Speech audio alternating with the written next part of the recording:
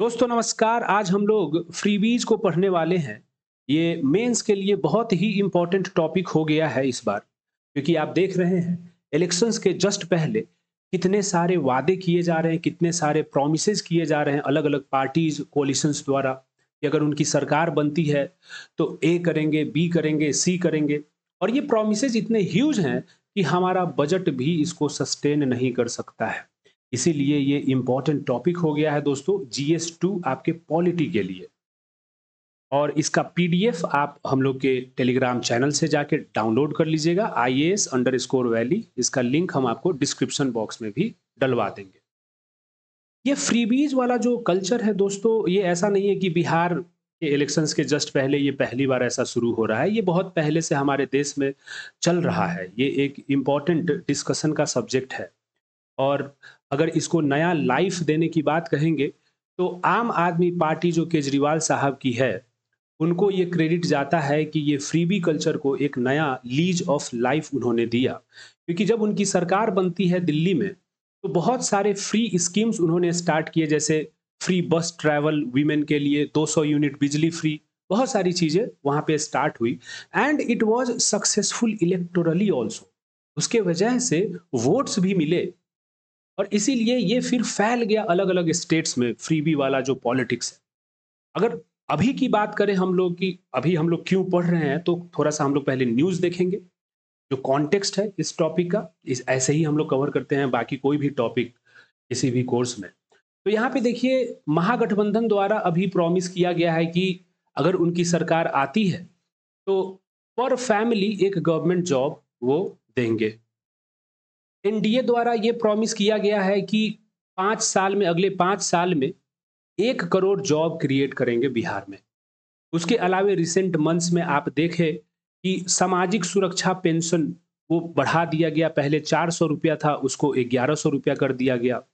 ये सामाजिक सुरक्षा पेंशन वृद्धजन, विधवा और दिव्यांग लोगों को मिलता है, तो वो 400 से 1100 हो गया। इलेक्ट्रिसिटी फ्री कर दी गई 125 यूनिट तक। और 75 लाख वीमेन के अकाउंट में डायरेक्ट बेनिफिट ट्रांसफर किया गया, 10,000 बिजनेसेस के लिए। ये कुछ दिन पहले ही हुआ। तो इसीलिए ये सब बहुत इंपॉर्टेंट इश्यूज हो गए हैं, और इसीलिए फ्रीबीज वाला टॉपिक भी इंपॉर्टेंट हो गया है।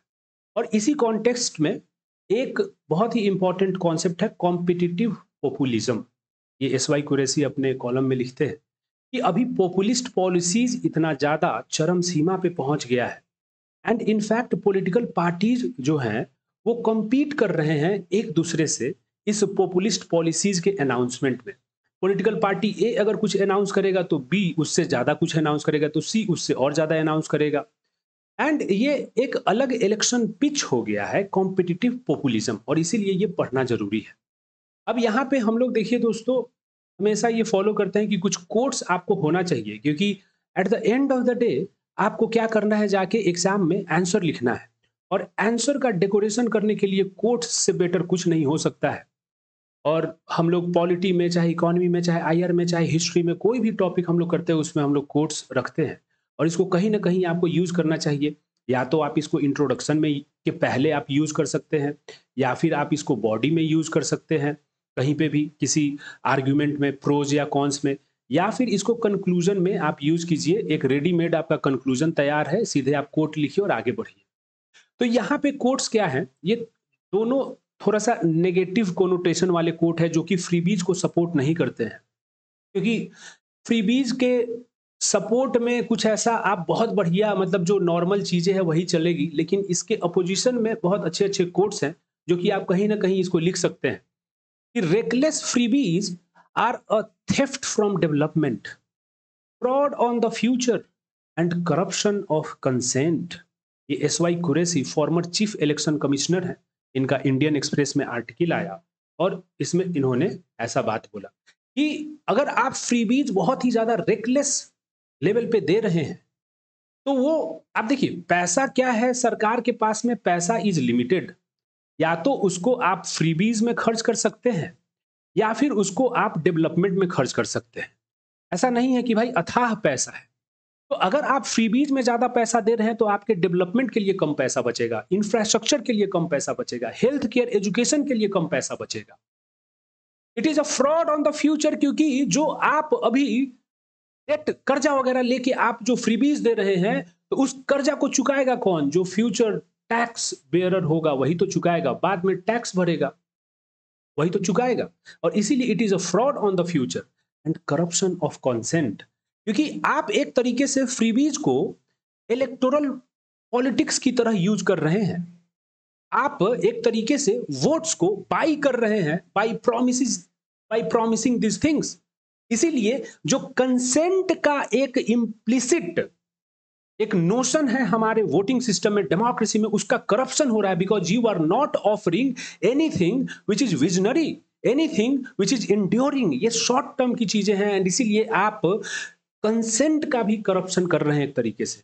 यही एस वाई कुरैशी बोलते हैं कि a democracy that runs on freebies will soon run out of both money and meaning, क्योंकि अब बहुत ज्यादा पैसा अगर खर्च करेंगे तो आपका पैसा भी खत्म हो जाएगा एंड वो डेमोक्रेसी का मीनिंग भी नहीं रहेगा। जिसके पास में डेवलपमेंट के लिए पैसा नहीं है, बस फ्रीबीज पे खर्चा करने के लिए पैसा बचा हुआ है, और वो भी खत्म हो जाएगा।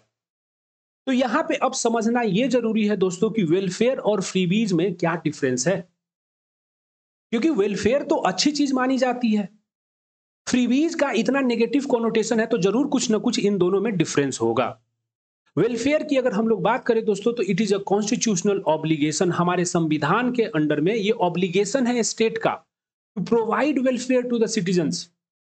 और इसके लिए तो पूरा एक चैप्टर है, दैट इज पार्ट 4, जो directive principles of state policy है, उसमें इंडिया को वेलफेयर स्टेट इमेजिन किया गया है, जहां से हम लोग सोशल एंड इकोनॉमिक डेमोक्रेसी को प्रमोट करते हैं दोस्तों। सोशल एंड इकोनॉमिक डेमोक्रेसी को यहां पे हम लोग प्रमोट करते हैं थ्रू पार्ट 4। और इसमें बहुत सारे आर्टिकल्स ऐसे हैं जहां पे सीधे आपको दिखेगा कि भाई सोशल एंड इकोनॉमिक इंडिकेटर्स को हमें बेटर करना है। जैसे आप मान लीजिए आर्टिकल 38 है, जो सीधे बोलता है कि social economic and political justice को हमें प्रमोट करना है। इसी आर्टिकल 38 में यह भी बात बोली गई है कि भाई इनइक्वालिटीज को भी कम करना है हमें। तो वेलफेयर इसलिए जरूरी है because our state is a welfare state as envisioned by the constitution, part 4 DPSP में। लेकिन फ्रीबीज क्या है? Freebies short term populist measures हैं जो कि फ्री ऑफ चार्ज प्रोवाइड किया जाता है, आपको उसके लिए पैसा देने की जरूरत नहीं है, it is provided free of charge. Welfare तो आपका कैपेबिलिटी क्रिएट करता है। हम लोग दोस्तों अब बात करते हैं ह्यूमन डेवलपमेंट इंडेक्स की, जिसमें बस पर कैपिटा इनकम नहीं इंक्लूडेड है, उसके साथ में हेल्थ एंड एजुकेशन भी इंक्लूडेड है। We now talk about human capital.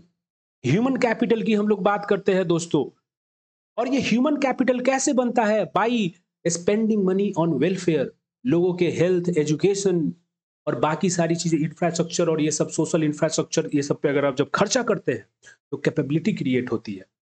Capability जब क्रिएट होती है तो उनकी प्रोडक्टिविटी बढ़ती है। प्रोडक्टिविटी जब आपकी बढ़ेगी तो आपका ग्रोथ बढ़ेगा, इकोनॉमिक ग्रोथ होगा। इकोनॉमिक ग्रोथ अगर आपका होगा तो उससे आप सोशल इंफ्रास्ट्रक्चर पे खर्चा ज्यादा कर पाएंगे। सोशल इंफ्रास्ट्रक्चर का मतलब होता है हेल्थ एंड एजुकेशन पे आप खर्चा कर पाएंगे ज्यादा। अगर आप सोशल इंफ्रास्ट्रक्चर पे खर्चा कर पाएंगे ज्यादा, तो उससे क्या होगा कि आपका ह्यूमन कैपिटल फिर से बढ़ेगा। तो एक ये वर्चुअस साइकिल क्रिएट होता है कि जब आप ह्यूमन कैपिटल पे खर्चा करते हो तो आपका प्रोडक्टिविटी बढ़ता है वर्कफोर्स का। उनका अगर हेल्थ बढ़िया है, एजुकेशन अगर बढ़िया है, तो उनका प्रोडक्टिविटी बढ़ेगा। काम जो करेंगे प्रोडक्टिव होके करेंगे तो आपका इकोनॉमिक ग्रोथ होगा। आपका जो इकोनॉमिक ग्रोथ होगा तो पैसे जब आपके पास ज्यादा आए तो उससे आप सोशल इंफ्रास्ट्रक्चर पे फिर से खर्चा कर सकते हो, तो फिर से ह्यूमन कैपिटल आपका बढ़ेगा। तो it is a virtuous cycle. लेकिन जो फ्रीबीज हैं वो डिपेंडेंसी क्रिएट करते हैं ऑन द स्टेट। आप पेंशन अगर दे रहे हैं ऐसे ही अगर यूनिवर्सली, चाहे आप मान लीजिए कि बिजली फ्री किए हुए हैं, तो वो डिपेंडेंसी क्रिएट करता है। अगर वेलफेयर की बात करें तो ये आउटकम्स को बाई करता है। वेलफेयर के लिए हम अगर मान लीजिए जो पैसा देते हैं, अगर ट्रांजैक्शन के रिस्पेक्ट में सोचे तो अगर हम पैसा दे रहे हैं तो इससे हम क्या खरीद रहे हैं? आउटकम खरीद रहे हैं, क्योंकि ये आपको आउटकम्स में तब्दील होता है। जैसे मान लीजिए मिड डे मील्स स्कीम जो चल रहा है, तो उससे आप चिल्ड्रन स्टारवेशन को कम कर रहे हैं। बाइसिकल स्कीम जो माननीय मुख्यमंत्री जी ने चलाया, तो उससे इनरोलमेंट रेशियो 30% से भी ज्यादा से इंप्रूव हुआ दोस्तों। मनरेगा जो चलता है वो रूरल अनएम्प्लॉयमेंट को कम करता है। सब्सिडाइज्ड राशन जो नेशनल फूड सिक्योरिटी एक्ट के तहत में मिलता है, तो उससे स्टारवेशन को हम लोग काउंटर करते हैं। तो ये सब क्या है दोस्तों, ये सब आप आउटकम्स को बाई कर रहे हैं, बिकॉज कुछ ना कुछ आउटकम्स आपका बेटर हो रहा है। लेकिन फ्रीबीज क्या होता है, इलेक्शंस के जस्ट पहले अनाउंस किया जाता है, या फिर कभी कभी इलेक्शन अनाउंस करने के बाद में मैनिफेस्टोज वगैरह में जब इलेक्शंस की रैलीज होती है उस समय में प्रोमिस किए जाते हैं, and they are often to buy votes. ये आउटकम्स यहाँ पे आप खरीद रहे हैं, यहाँ पे आप वोट्स खरीद रहे हैं। जैसे example cash hand out before elections, elections के पहले कुछ कैश देना, ये सब चीजें आपका फ्रीबीज का पार्ट है। अब समझना ये पड़ेगा कि वेलफेयर पॉलिटिक्स, या फिर ये जो आप समझ रहे हैं कि फ्रीबी पॉलिटिक्स, ये कहां से स्टार्ट हुआ, क्यों ये एग्जिस्ट करता है। तो एक बहुत ही बड़े पॉलिटिकल साइंटिस्ट हुए दोस्तों, एलेक्स डी वॉल। उन्होंने बोला कि अभी क्या हो रहा है अलग अलग कंट्रीज में, वैसे तो इन्होंने अफ्रीका के कॉन्टेक्स्ट में बात किया, बट इन्होंने बोला कि अभी एक नया फिनोमेनन हो रहा है, and that is the emergence of a political market place. हम लोग जनरली मार्केट प्लेस की जब बात करते हैं तो इकोनॉमी के टर्म्स में बात करते हैं, इकोनॉमिक टर्म्स में बात करते हैं, बट इनका ये कहना है कि एक पॉलिटिकल मार्केट प्लेस का भी इमर्जेंस हो रहा है। एंड दोस्तों एक बात मैं आपको बता दूं कि ये सब टर्म्स आप यूज करोगे, जैसे बहुत सारे लोगों को ये लगता है कि ये सब टर्म्स यूज करेंगे तो भाई कहीं नंबर ना काट ले अगर एग्जामिनर को पता नहीं हो। मैं आपको बता रहा हूं कि अब डेमोक्रेटाइजेशन हो गया है नॉलेज का, एजुकेशन का, और ये हर जगह लोग यूज कर रहे हैं। आपको भी यूज करना चाहिए, और ये ऐसा नहीं है कि बहुत ही ज्यादा मैं कुछ डीप डाइव करके किसी रिसर्च और जर्नल से लेके आया हूँ। ये सब आपके आर्टिकल्स आते रहते हैं, Indian Express, the Hindu, Live Mint, Hindustan Times, वही सबसे उठाए हुए हैं ये। एलेक्स डे वाल क्या बोलते हैं कि अभी पॉलिटिकल लैंडस्केप में भी एक फिनोमेना इमर्ज हो रहा है, that is the emergence of political market place. और ये इसका मतलब क्या है, इसका मतलब ये है कि पॉलिटिक्स भी अब ऑपरेट होना शुरू हो चुका है through transactional exchanges, much like an economy. Political जो स्फीयर है वहां पे भी ट्रांजैक्शनल एक्सचेंजेस शुरू हो गया है। और ये ट्रांजैक्शनल एक्सचेंजेस क्या है, यहाँ पे समझिए बात को। ये फिगर वगैरह हम इसीलिए हाथ से बना के देते हैं ताकि आप इसको रिप्रोड्यूस कर सके एग्जाम में। हम चाहते तो कहीं से उठा लेते सीधे कॉपी करके इमेज, लेकिन उससे क्या होगा कि आपको पता नहीं चलेगा कि किस तरीके से बनाना है। तो देखिए यहाँ पे वोटर्स हैं, अगर आप देखेंगे वोटर्स हैं और पॉलिटिकल पार्टीज हैं, इनके बीच में एक ये एक्सचेंज हो रहा है, that is the political market place, जहां पे मेजर जो स्टेक होल्डर्स हैं वो वोटर्स हैं और पॉलिटिकल पार्टीज हैं। वोटर्स कुछ डिमांड्स रखते हैं अपने कि भाई हमें इलेक्ट्रिसिटी फ्री दो, हमें पेंशन हमारा बढ़ाओ, हमें बिजनेस करने के लिए लोन्स दो, बहुत सारी चीजें होती है। तो वोटर्स डिमांड्स रखते हैं और अलग अलग पॉलिटिकल पार्टीज उसको सप्लाई करते हैं। तो इसीलिए इसको हम लोग बोलते हैं पॉलिटिकल मार्केट प्लेस इमर्ज होना, जहां पे कुछ आप डिमांड कर रहे हैं, कुछ आपको सप्लाई हो रहा है। वोटर्स क्या करते हैं, वोट करते हैं फिर, और पॉलिटिकल पार्टी जो जीतते हैं वो सप्लाई करते हैं इन वोटर्स को, क्योंकि पॉलिटिकल पार्टीज ने कुछ प्रॉमिस किया है इन वोटर्स को और इन्होंने वोट किया तो उसको सप्लाई फिर करना है। And that is called democratic bargaining. Democracy में एक ये बार्गेन चल रहा है between the voters and political parties. This is the demand supply metric. अगर आपको क्वेश्चन आए तो ये आपको बना के आना है। ये सब डायग्राम से सीधे आप ये समझिए कि 1.5 नंबर आपका एक्स्ट्रा सीधे जंप कर जाएगा दोस्तों। तो इसीलिए ये इमर्ज हो रहा है वेलफेयर पॉलिटिक्स, क्योंकि पॉलिटिकल मार्केट प्लेस क्रिएट हो रहा है। अब सिटीजन्स भी अब असर्टिव हो रहे हैं, सिटीजन्स अपने डिमांड्स को लेके असर्टिव हो रहे हैं, और इसीलिए the price of political legitimacy has Ryzen.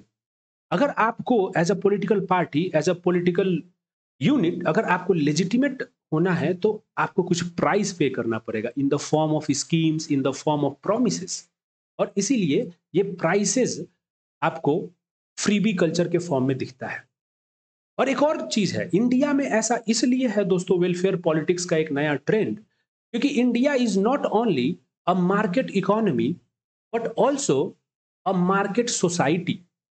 Society भी हम लोग का एक तरीके से मार्केट टर्म्स में ऑपरेट कर रहा है। जैसे कि यहां पे भी आपको नेगोशिएशन होगा, यहां पे भी कंपटीशन है, और यहां पे भी एक्सचेंज है। ये सब इकोनॉमिक टर्म्स है। बट ये सब हमारे पॉलिटिकल स्फीयर में भी आ गया है, हमारे पॉलिटिकल इकोनॉमी में भी आ गया है, और देयरफॉर ये सब बहुत ही ज्यादा इंपॉर्टेंट हो गया। फ्रीबी कल्चर इसी का एक बाई प्रोडक्ट है।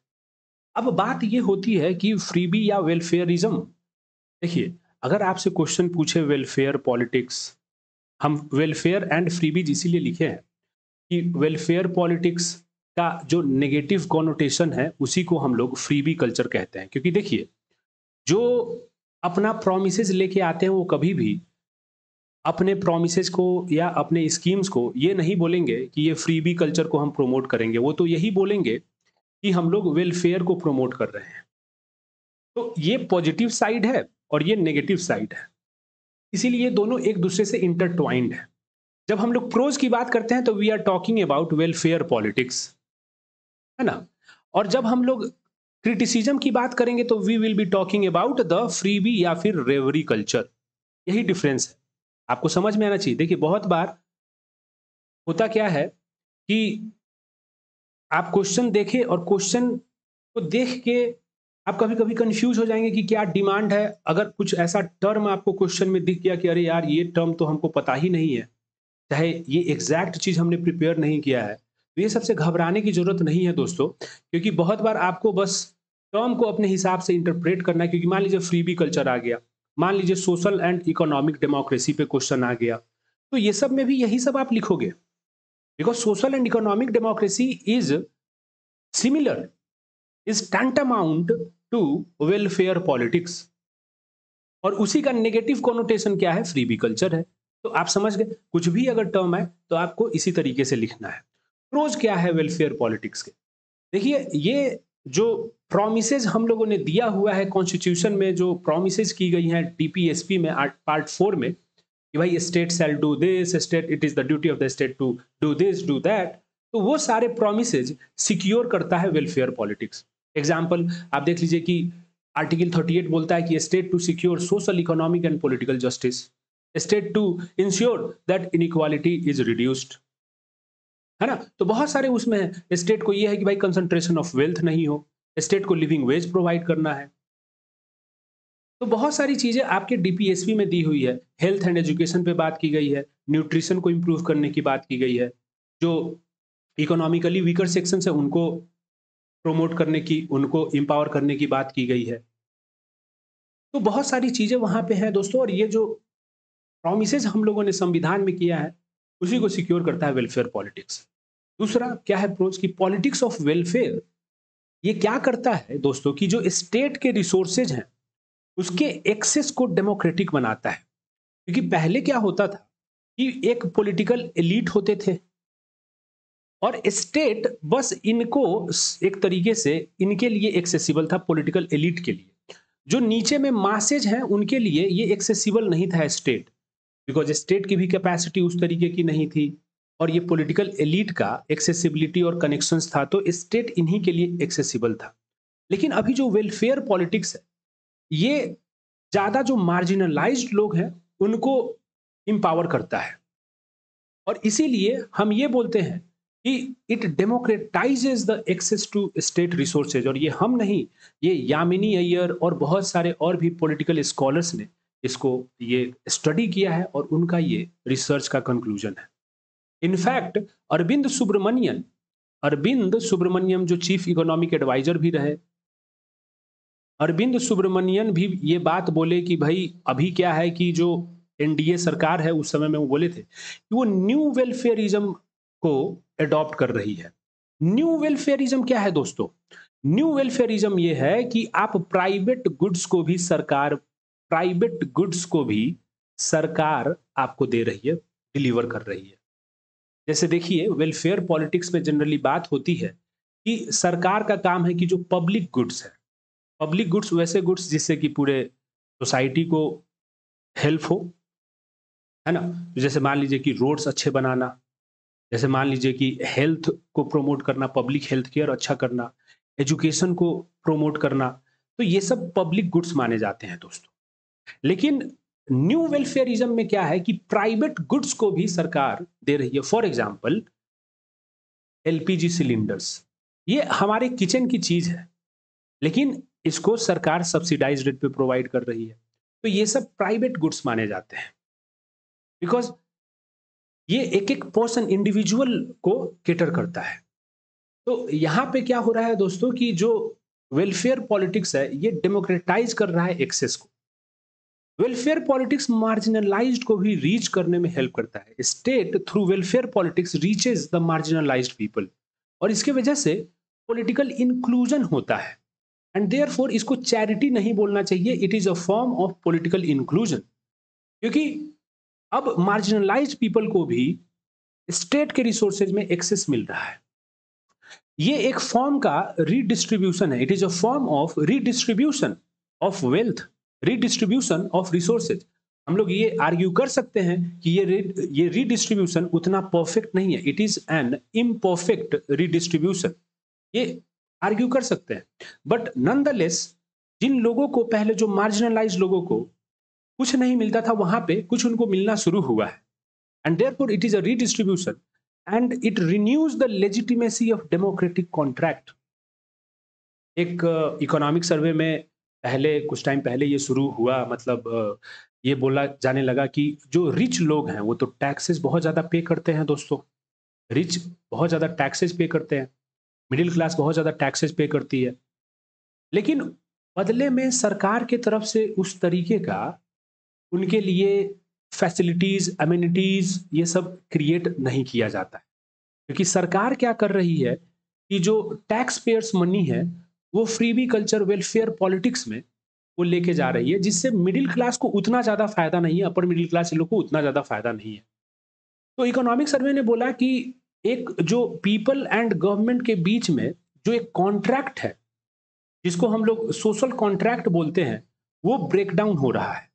और ये ब्रेक डाउन होने के वजह से जो लोग टैक्स पेयर्स मतलब हैं, जिनका पैसा इतना है, इनकम इतना है कि उनको टैक्स पे करना है, even they are finding ways to evade taxes, क्योंकि उनको उतना बेनिफिट नहीं मिल रहा है, क्योंकि ये सोशल कॉन्ट्रैक्ट ब्रेक डाउन हो रहा है, because they are not getting much benefits from the state. और इसीलिए ये बात इकोनॉमिक सर्वे ने बोला। लेकिन आप यहाँ पे वेलफेयर पॉलिटिक्स की अगर बात करेंगे तो जो पुअर पीपल है उनका डेमोक्रेटिक कॉन्ट्रैक्ट में लेजिटिमेसी उनके आंखों में बढ़ रहा है, because they are also getting benefited.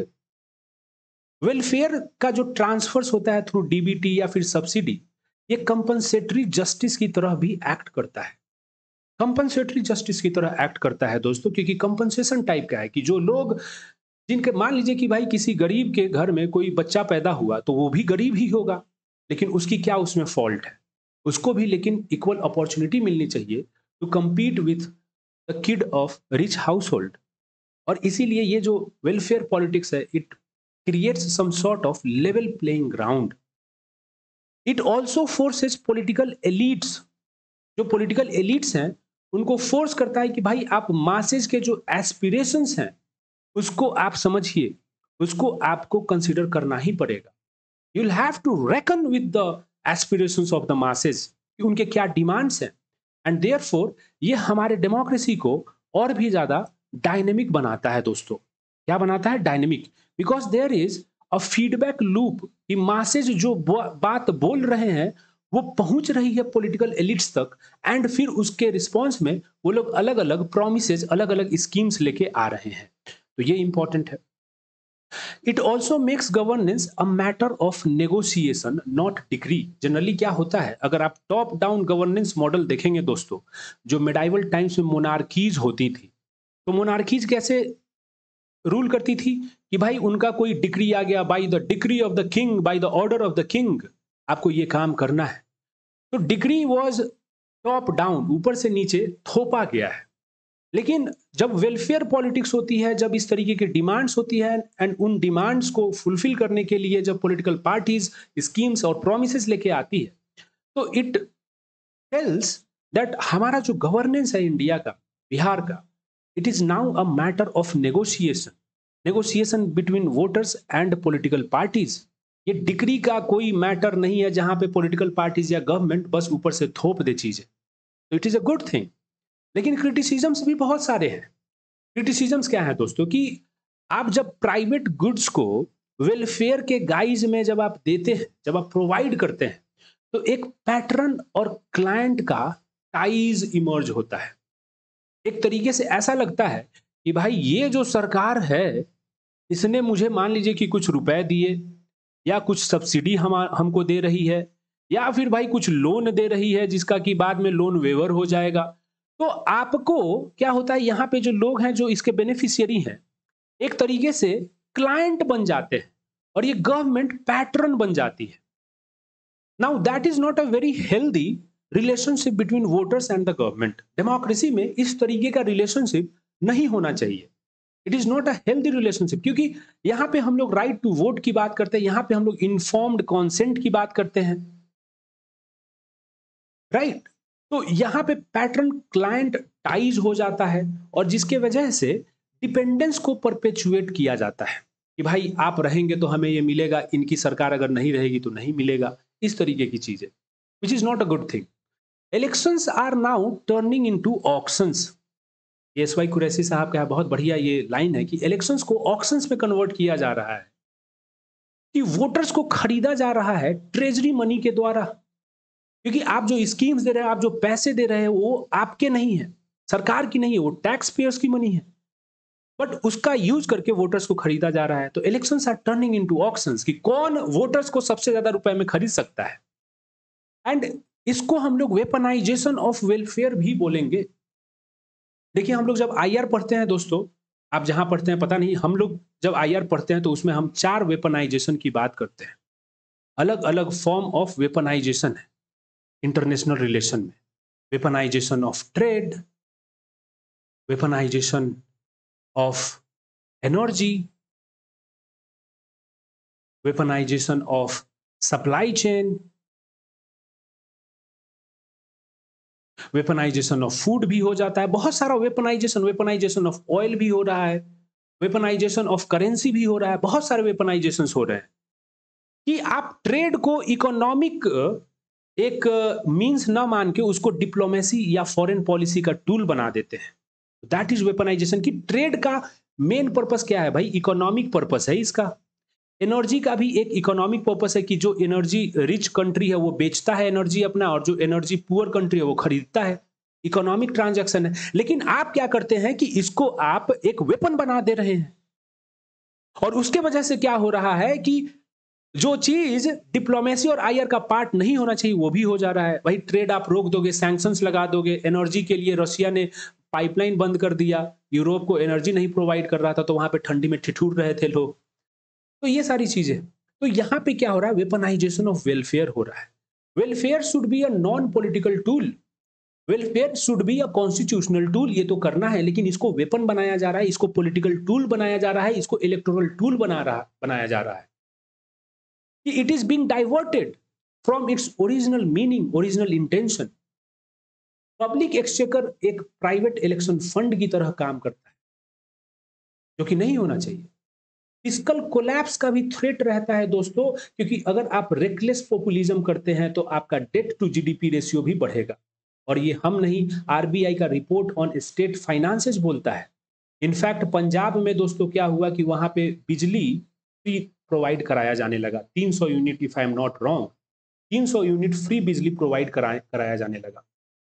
और क्योंकि इसलिए वहां पे प्रोवाइड कराया जाने लगा क्योंकि वहां पे इरिगेशन वगैरह के लिए आपको बिजली की जरूरत है, वहां पे ग्रीन रेवोल्यूशन का वो जनक रहा है वो जगह।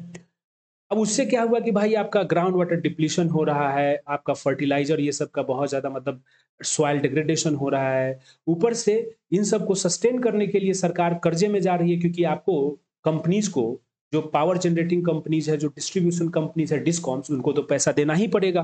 भले ही आप लोगों से नहीं ले रहे हैं, लेकिन सरकार को तो खुद से देना पड़ेगा पैसा। And that raises debt to GDP ratio. And ये लॉन्ग टर्म में फिर ये फिजिकली प्रूडेंट नहीं होगा, फिजिकल कोलैप्स हो जाएगा। ये फ्यूचर पे एक्स्ट्रा टैक्स बर्डन प्रोवाइड करता है और no faults of their own. Future generation को, अभी तो जो सब्सिडीज फ्रीबीज ये तो अभी के जनरेशन को मिल रही है, फ्यूचर जनरेशन को तो नहीं मिल रही है। एंड वैसे भी फ्रीबीज तो शॉर्ट टर्म के लिए ही होती है दोस्तों, लेकिन ये टैक्स बर्डन लॉन्ग टर्म हो जाता है। It also substitutes short term political gain for long term development. Development देखिए दोस्तों, जो इंफ्रास्ट्रक्चर, रोड्स, ब्रिजेस, ये सब डेवलपमेंट जो होता है, फिजिकल इंफ्रास्ट्रक्चर में खर्च करते हैं, चाहे सोशल इंफ्रास्ट्रक्चर में खर्च करते हैं, that is health and education, तो उससे लॉन्ग टर्म डेवलपमेंट आपका होता है। लेकिन शॉर्ट टर्म पॉलिटिकल गेन के लिए आप फ्रीबीज जब लेके आते हैं तो आपका लॉन्ग टर्म डेवलपमेंट रुक जाता है, and that is not a good thing. Bihar जैसे गरीब राज्यों के लिए तो और भी ज्यादा दिक्कत है, क्योंकि यहाँ पे फ्रीबीज को अगर भाई आपको अगर फ्रीबीज को लेके आना है तो उसके लिए आपको पैसे होने चाहिए। दिल्ली वगैरह में दोस्तों, दिल्ली में 4.5 lakh 4.5 lakh per capita income है। तमिलनाडु वगैरह में 2.5 लाख है। महाराष्ट्र में 2.25 लाख है। हमारे बिहार में अराउंड 55,000 पर कैपिटा इनकम है दोस्तों। तो हमारे पास में उतना पैसा है ही नहीं कि हम लोग ह्यूज फ्रीबीज को सपोर्ट कर पाए। अगर आप बिहार का कॉनंड्रम देखेंगे, बिहार का अगर डायलेमा देखेंगे, तो मान लीजिए पैसा कहां से आएगा। आपका बजट जो है, इसमें पैसा कहां से आता है? इसमें पैसा आपको आता है जो टैक्स देती है जनता। उसके अलावे आपको सेंटर से जो आपका शेयर होता है टैक्स में, 41% वाला जो फाइनेंस कमीशन का है, उसमें जो भी आपका शेयर हुआ, ऊपर से आपको डिस्क्रेशनरी ग्रांट्स मिलता है सेंटर से, और कुछ आप बोरोइंग कर सकते हैं, यही 4 तरीके हैं दोस्तों कि आप पैसे लेके आएंगे। टैक्स एंड नॉन टैक्स जो आपका खुद का है, उसके अलावे आप 41% में जो आपका शेयर बनता है वो, डिस्क्रेशनरी ग्रांट्स जो सेंटर देती है वो, बोरोइंग जो मार्केट से आप करते हैं। अब देखिए दिक्कत क्या है बिहार जैसे स्टेट्स के लिए कि भाई टैक्स और नॉन टैक्स रेवेन्यूज आप एक लेवल से ऊपर अभी नहीं बढ़ा सकते, क्योंकि हमारे यहाँ पर कैपिटा इनकम ज्यादा नहीं है। इनफैक्ट अगर आप देखेंगे तो हमारा रेवेन्यूज टोटल, हमारा बजट ये सब है, उसका 30% के अराउंड में ही हमारा रेवेन्यूज है बजट में। वही अगर रिच स्टेट्स की बात करें, जैसे हरियाणा की बात करें दोस्तों, तो हरियाणा में 80% रेवेन्यू वो टैक्स वगैरह से आता है। 80% ऑफ रेवेन्यूज वो बजट का, वो वहां से टैक्स वगैरह से आता है। तो हमारे पास में tax and non tax revenue ज्यादा है नहीं अपना। जो 41% हमें मिल रहा है सेंटर से, उसका जो शेयर 41% जो टैक्सेस का शेयर, उसमें से जो भी बिहार का होता है वो ऐसे ही है, मतलब उससे ज्यादा नहीं मिलेगा। वो एक फॉर्मूला के थ्रू हम लोग को मिलता है, उससे ज्यादा नहीं मिलेगा। अब डिस्क्रेशनरी ग्रांट्स सेंटर देती है, लेकिन वो भी ऐसा फ्री में तो मिल नहीं रहा है। और बोरोइंग हमें मार्केट से ज्यादा मिल नहीं पाएगी, क्योंकि हमारा उस तरीके का इकोनॉमिक क्रेडेंशियल्स नहीं है। हमारे पास में उतना क्रेडेंशियल शो करने के लिए नहीं, क्योंकि we are a poor state. तो कहां से इतने फ्रीबीज फिर सपोर्ट कर पाएंगे? दिल्ली, तमिलनाडु, कर्नाटक, महाराष्ट्र, ये लोग के पास में तो फिर भी थोड़ा ज्यादा पैसे हैं, हमारे पास में उतना पैसा नहीं है। And therefore it is a much more of a problem for a poorer state like Bihar. और देखिए बहुत बार ये जो फ्रीबीज होते हैं दोस्तों, वो ऑफन यूनिवर्सल होते हैं। जैसे मान लीजिए कि फ्री इलेक्ट्रिसिटी जो योजना है, तो सब हाउस होल्ड के लिए अप्लाई हो रहा है, regardless of the income levels. तो ये उनको भी बेनिफिट पहुंचाता है who do not need it, और इससे हमारा स्टेट एक्सचेकर पे एक्स्ट्रा बर्डन पड़ता है। तो ये सारी चीजें हैं दोस्तों, टारगेटेड बेनिफिट्स वगैरह भी इसीलिए वे फॉरवर्ड में हम लोग देखेंगे। लैंडमार्क जजमेंट्स क्या है इससे रिलेटेड? एक जजमेंट बहुत ही इंपॉर्टेंट है, एस सुब्रमण्यम बालाजी, 2013 का ये केस है। और उसमें ये बेसिकली यही केस में था कि भाई जो इलेक्शन के मैनिफेस्टो में ये लोग बहुत ज्यादा जो अपना लेके आते हैं प्रोमिसेस, तो does it not amount to corrupt practice?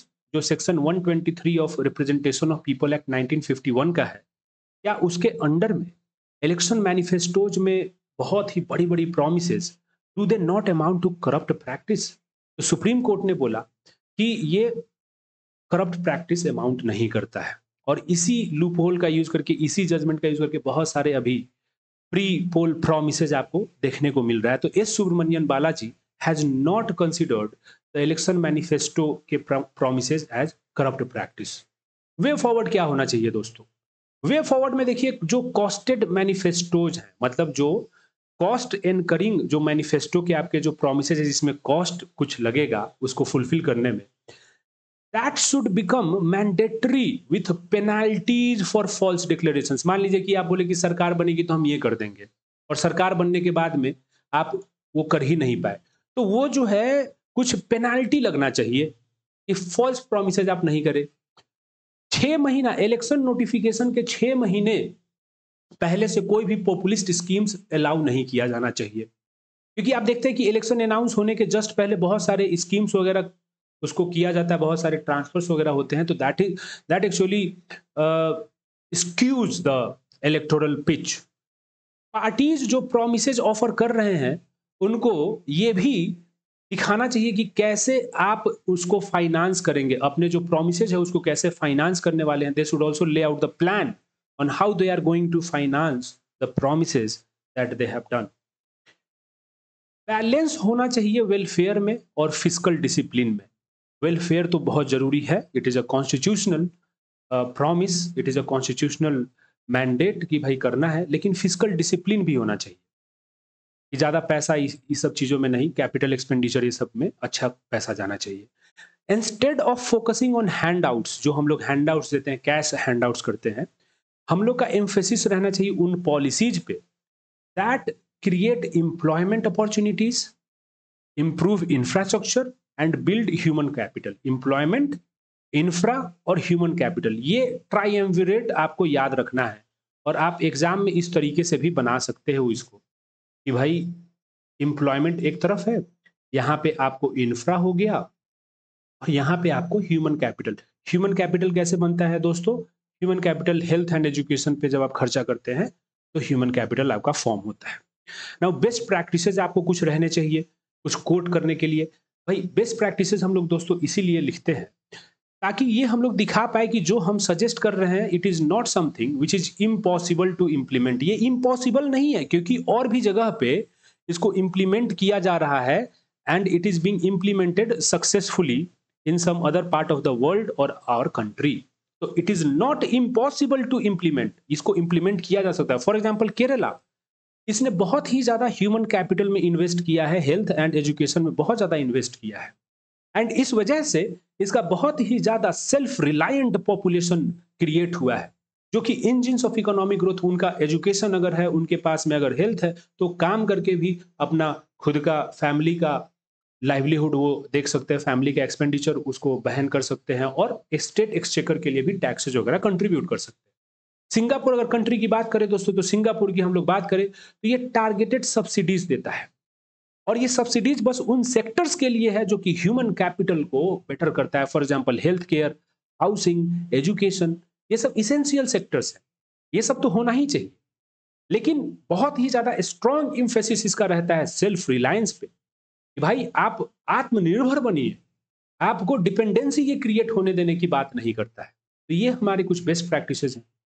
Conclusion क्या लिखोगे दोस्तों? कि India does not need less welfare, क्योंकि वेलफेयर तो चाहिए, but it needs honest welfare. ईमानदारी के साथ में वेलफेयर होनी चाहिए, पॉपुलिस्ट वो इलेक्टोरल प्रेशर्स में नहीं होनी चाहिए। फ्रीबीज हमारा शॉर्ट टर्म रिलीफ तो प्रोवाइड कर सकता है, बट ये सस्टेनेबल सॉल्यूशन नहीं है to India's long term development challenges. India के जो डेवलपमेंट के चैलेंजेस है उसका लॉन्ग टर्म सॉल्यूशन ये नहीं है, सस्टेनेबल सॉल्यूशन नहीं है। The focus instead should be on creating such policies which will empower citizens in the long run rather than fostering dependency। और इसी के साथ दोस्तों ये आपका टॉपिक खत्म होता है। आई होप कि आपको अच्छा लगा होगा। देखिए हम लोग का एक ये प्रैक्टिस रहता है कि हर टॉपिक के बाद में एक क्वेश्चन देते हैं जिसको अगले लेक्चर में हम लोग डिस्कस करते हैं। क्वेश्चन इस बार के लिए है कि freebies have increasingly become a tool of electoral politics। In light of this statement, examine the role of freebies in promoting welfare state in India. Also highlight the challenges associated with it। इसका answer लिखेंगे और हम लोग group में discuss करते हैं, private जो paid group है उसमें डिस्कस इसको करते हैं हम लोग। और दोस्तों इसी के साथ खत्म होता है। आई होप कि अच्छा लगा होगा। अगर कुछ और टॉपिक करना होगा तो बताइएगा, हम लोग उसको भी कवर करेंगे। Thank you very much.